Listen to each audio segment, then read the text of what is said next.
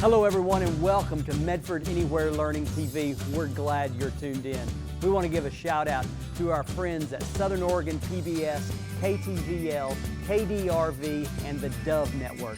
Thank you for hosting us on your station. In the Medford School District, we have one shared vision, and that we believe that all are learning, and learning is for all. And what better place to do that than right here on Medford Anywhere Learning TV. Hi, I'm Kristen Robinson, and I teach kindergarten at Kennedy Elementary here in Medford, Oregon. Today, we are going to be reading two absolutely amazing books that we are going to contrast and compare. First, let's talk about our learning standard. Our learning standard says, with prompting and support, compare and contrast the adventures and experiences of characters in familiar stories. And then I have a second standard for first grade that says compare and contrast the adventures and experiences of characters in stories. So today we're going to be talking about two different books that are very similar, which means almost the same.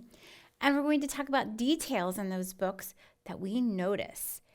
And the other exciting thing is both of our books have to do with making good choices and safety. So we also have a second standard that says, I can identify healthy practices and behaviors that maintain or improve personal health. So let's get started reading our first book. We are going to read our first book called David Goes to School. And you might be saying, Mrs. Robinson, we're not in school right now, but we are in school at home. So this book is actually perfect for that too. Here's our title page. David, you're tardy. Do you remember what that means? That means when we're late for something. And believe it or not, we can be tardy at home. If mom or dad or whoever's taking care of us says, please do this, and we're late doing it, that means we're tardy. Sit down, David. Oh, sometimes it's super hard to sit down and sit still, isn't it? But remember, we have to sit down sometimes when we're asked so we can focus. I love David's face in this picture. Don't chew gum in class. Now this is a hard one because sometimes when we're at home, our family will let us chew gum. But remember, if you chew gum, don't take it out of your mouth like David did. Keep it in your mouth where it belongs. David, raise your hand. I was thinking about this. If you're learning at home and there are other siblings there, meaning your sisters or brothers, or you could even have cousins or friends learning at your house that are with your family all the time, you might need to raise your hand because it's not nice to talk when other people are talking. Keep your hands to yourself. We know that this is something that we need to do all the time, no matter who we are with. Not just at school, but at home also. And pay attention. It might seem kind of hard now that you're learning at home to pay attention because you have all your toys around you and you're in your comfortable spot, but it's probably even more important to pay attention when we're at home with our parents because not only are they helping us learn, but they're helping us make good choices. I love his potato that's growing. Wait your turn, David. Oh, another good one for when we're at home. It's really important to not only wait our turn when we're getting a meal, or maybe we need to wait for a snack we've asked for, but it's also important to wait our turn when someone else is talking to us. I don't care who started it. So David's teacher is saying, I don't care who started it, but you may have heard this if you have a sister or brother at home, or even a cat or dog you like to blame things on. It doesn't matter who started something. All that matters is that you don't continue it. We need to make good choices. David, recess is over. Learning from home means that recess looks a little bit different. We could be outside now. We could be having recess outside or PE outside. But when our parents or the person taking care of us says, it's time to come in, it's important. We stop what we're doing. We clean up if they ask us to, and we go back to learning. Shh. Oh, when we're in learning mode, it's super important that we're using our voice that's turned off. Remember, it's either a zero voice or it's a super quiet voice because everybody around us is in learning mode too. Again, now when we're at school, it's super hard because sometimes all the class is learning and we have to use the restroom. When we're at home, we have a little more ability to go potty when we need to, but remember that you ask because sometimes your mom or dad might be right in the middle of something really important you need to learn. That's it, mister. You're staying after school. Now that's kind of hard because we're learning at home now, but is it okay to write on our desks or the furniture? No, it's not. So David, I think, is going to have to do something to correct that. Look what he's doing. David, have you finished? His teacher says. He helped. So just like you help at home to clean something, you can celebrate that help. Good job, David. I love that David's teacher gives him a gold star for making good choices and helping clean up. And that ends with, yes, David, you can go home now. And like I said, we're already home because our learning looks a little bit different. But the best part about being home is our playtime can be right outside our door or in our bedroom. So after you do your learning and you do your chores, you could go play. Now we're going to read a second book that has a lot of the same themes. Remember, that means what the book is about. And it's called Don't Let the Pigeon Stay Up Late. I love this book because it's perfect for right now. Sometimes when we're at home, we might want to stay up a little bit late. So let's read about Don't Let the Pigeon Stay Up Late. Don't let the pigeon stay up late. We have to think about that. Why wouldn't we want the pigeon to stay up late?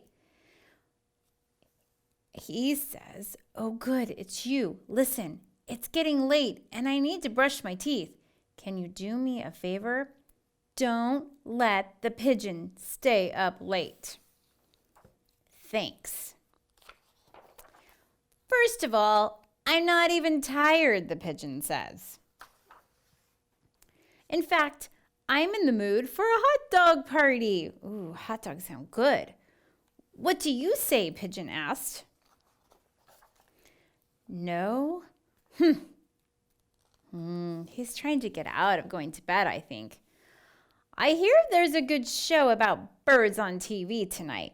It should be very educational. Ooh, remember, educational means to learn something. So he's pretty excited about watching a show about birds.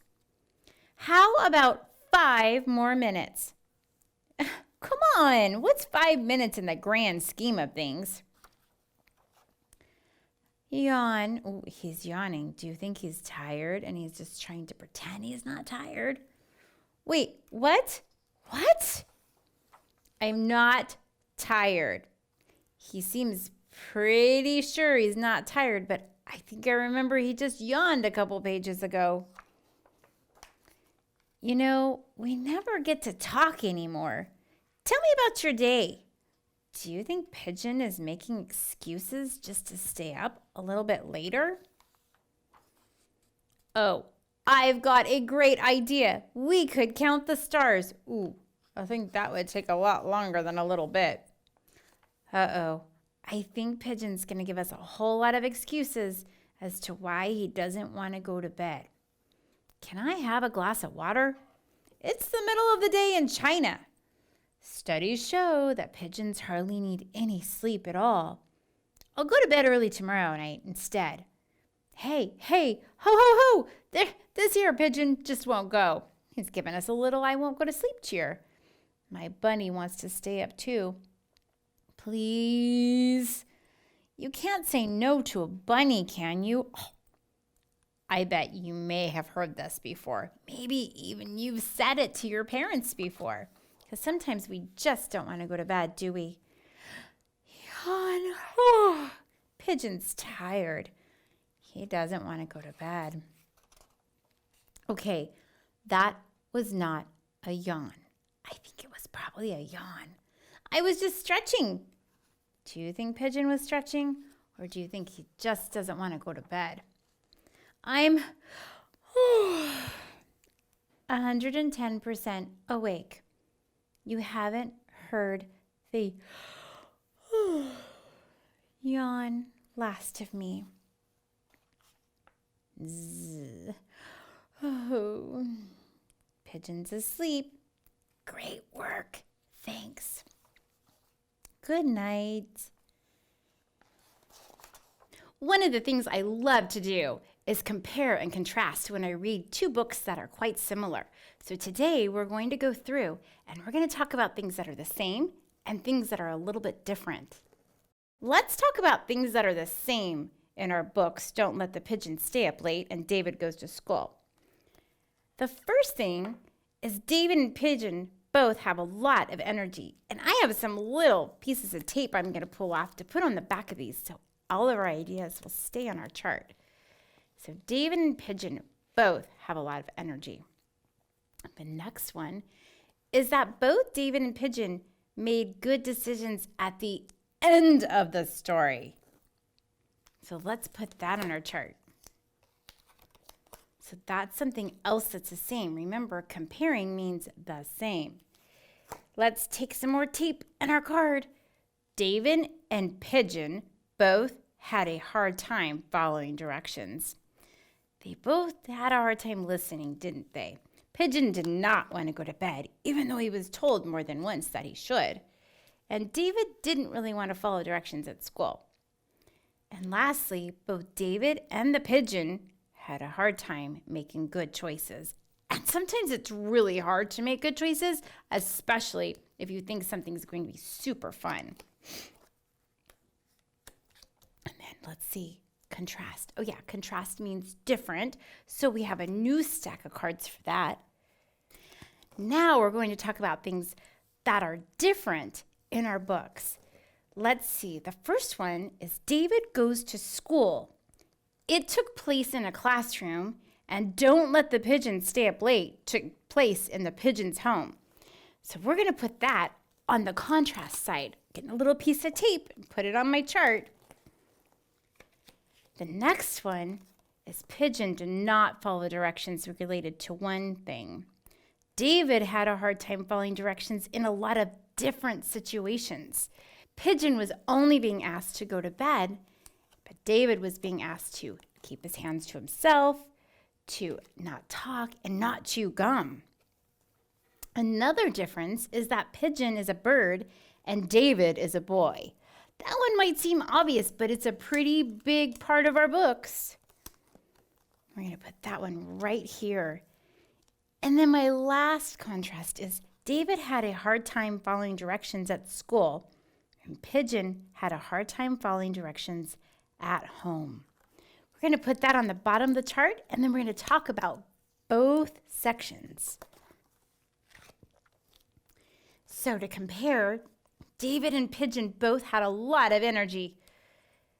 Both David and Pigeon made good decisions at the end of the story, and David and Pigeon both had a hard time following directions. Lastly, both David and the pigeon had a hard time making good choices. Now, things that were different, David went to school, so it took place in a classroom, and the pigeon was at home because he was supposed to go to bed. Pigeon did not follow directions related to one thing, and David had a hard time following directions in a lot of different situations. Pigeon is a bird, and David's a boy, and David had a hard time following directions at school, and Pigeon had a hard time following directions at home. Now let's review our standard to see if we met our target. And now we're going to review my standard one more time. Remember, I had one for kindergarten and first grade, and I had a health standard.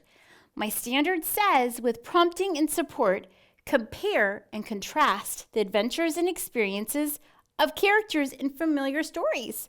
That's my kindergarten standard. My first grade standard says, compare and contrast the adventures and experiences of characters and stories.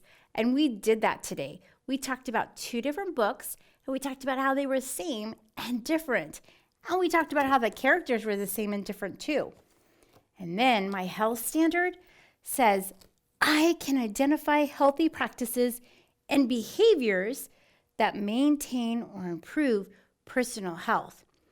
And I'm pretty sure you'd agree with me when I say going to bed on time and not staying up super late helps our health. And making good choices and staying safe also helps us stay healthy. Thank you so much for watching Medford Anywhere Learning TV. Hi, I'm Katie Cutsforth, and I teach kindergarten at Jacksonville Elementary. Okay, my friends, school has begun. Your classrooms look a little bit different than they did before. Your teacher might even look a little bit different too. Now, families at home, in the classroom, we have schedules, we have times, we have things we have to do at certain times. We have to make sure we get to places on time. So your schedule might look a little bit different, and you might even be having trouble coming up with a schedule. So I want your kids to help you. Now, even in kindergarten, we've given our classes assignments. Maybe it's to practice writing their letters or practice sight words or listen to a story or write a story or draw a picture. That's a lot of stuff to do, but still we have things to do at home. We have to get up, we have to brush our teeth, we have to get dressed, have breakfast, make lunch, do chores. There's so many other things that we can do throughout the day. So I have a couple of ideas that I hope will help you as you make a schedule with your kids at home.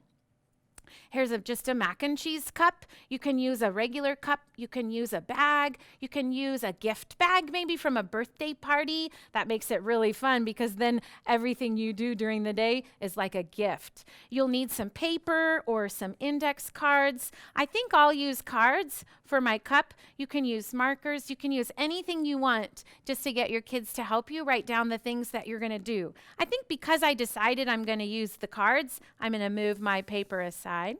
I'm going to think again about those things I need to do. I need to get up. Get up. I also know I need to brush my teeth. Brush my teeth. I also know I should probably straighten my room. Straighten. That's a long word. Straight. My room.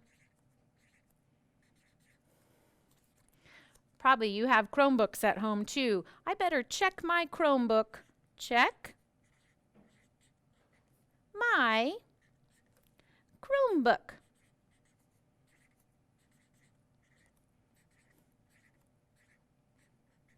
And choose a lesson. That's important. Choose a lesson. I think I'd like to read a book, so for sure I'm going to write that. Read a book. I know it's important to go outside too, so I'm going to write that. Go outside. Now, families at home, when you're making a schedule with your kids, you can let them choose as many things as they can, helps them have ownership of their day and get excited about the things they need to do. When you have your cards with all of your things on it, you can fold them up. Then it becomes a mystery. Put them in your cup or your bag. So there's go outside. Here's read a book. I love reading books. Choose a lesson. That's the best part. Your teachers are working really hard to make fun lessons for you. Wow, folding these is kind of hard work on my fingers. And check your Chromebook. Make sure you're taking good care of your Chromebook, keeping the battery charged. That's so important. Okay, I know I didn't put everything, but I'm still curious to see if I mix these up, which one I'm going to pick. Then it's like a prize. This is so fun. Okay, I picked one. Let's see what it is. It's upside down. Okay, now for real. Let's see what it says. Choose a lesson? Huh, I can't wait to choose a lesson. Now see how fun that was? When you get to decide what you do with your day, it makes it so much more fun. Now make sure you brush your teeth. I hope you have fun making a schedule and having fun with your day. Our learning target today is I can identify the front and back cover, the title, the author, the illustrator, and the title page in a book. This is a kindergarten standard, but this is also a standard that works really well for those early learners and our first grade and second graders. So let's get started talking about the parts of a book. So the first thing we need to do is identify the title. The title is Jack B. Ninja. This is a book about, maybe ninjas. It's our front cover. The front cover contains the title, the author, and if there's an illustrator, the illustrator. So let's identify the author. The author is Tim McKenna. His name is up here at the top. And on this book, it says illustrated by Stephen Savage.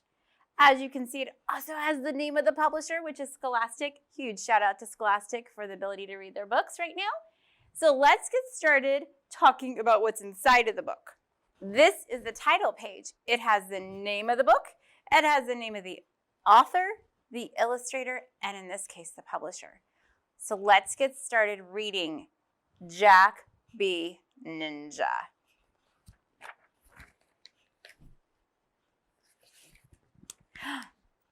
Jack be ninja. Jack be quick. Jack jumped over the bamboo stick.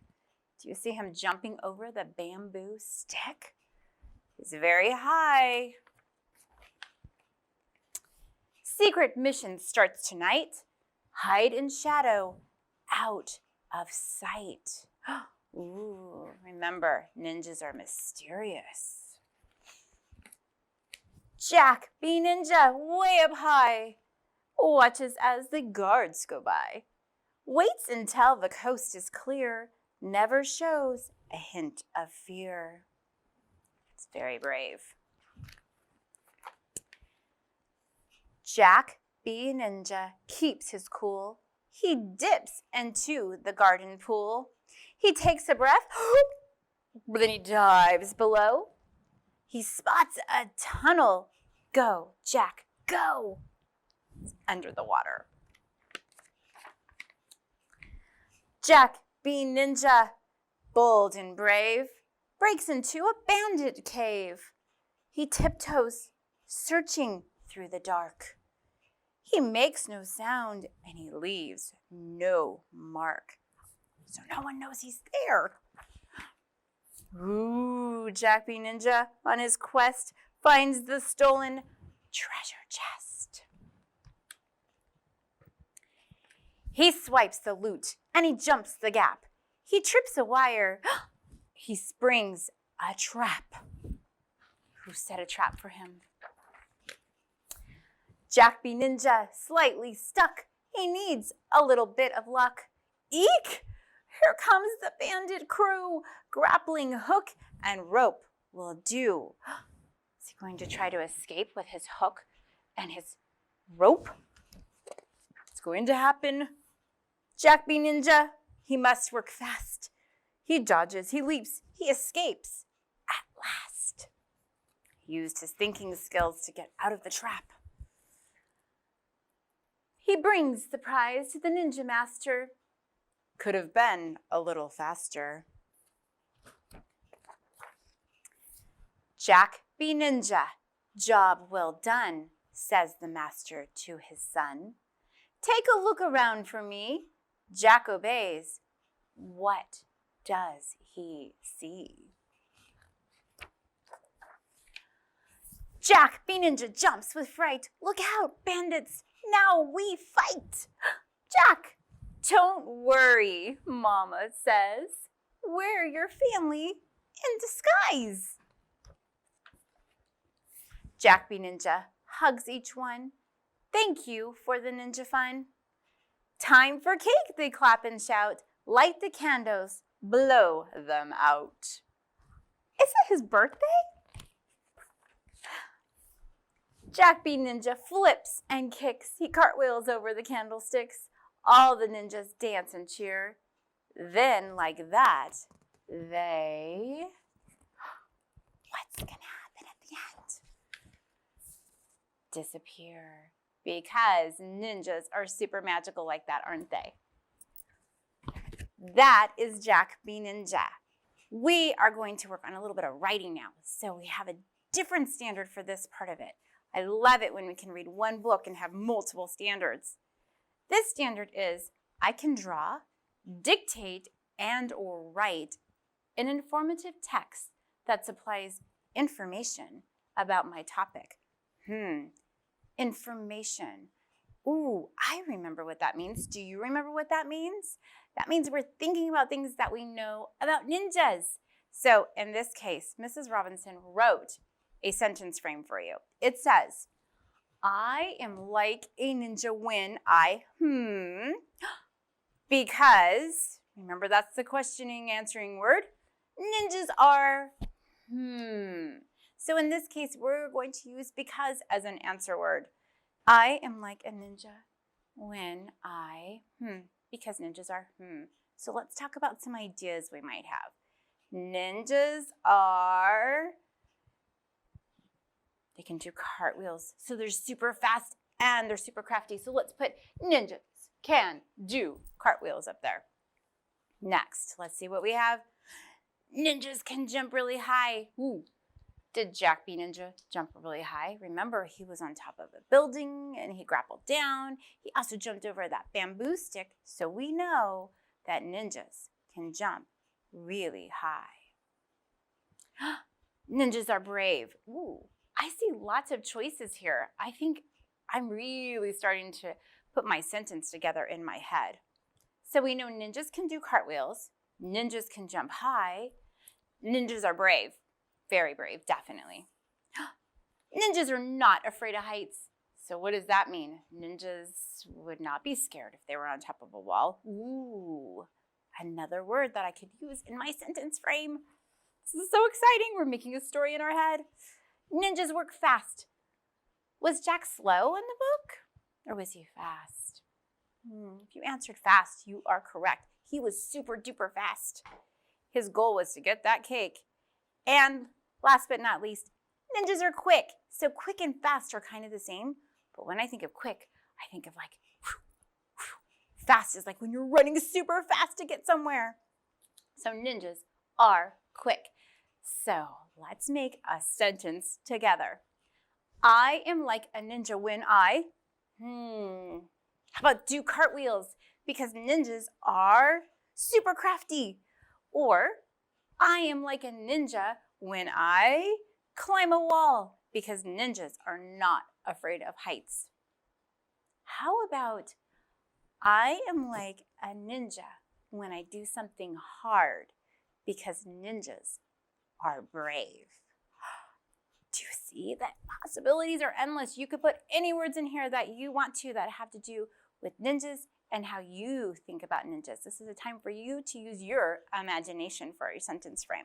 Thanks for tuning in to Medford Anywhere Learning TV. Medford School District is a place where all are learning, and learning is for all.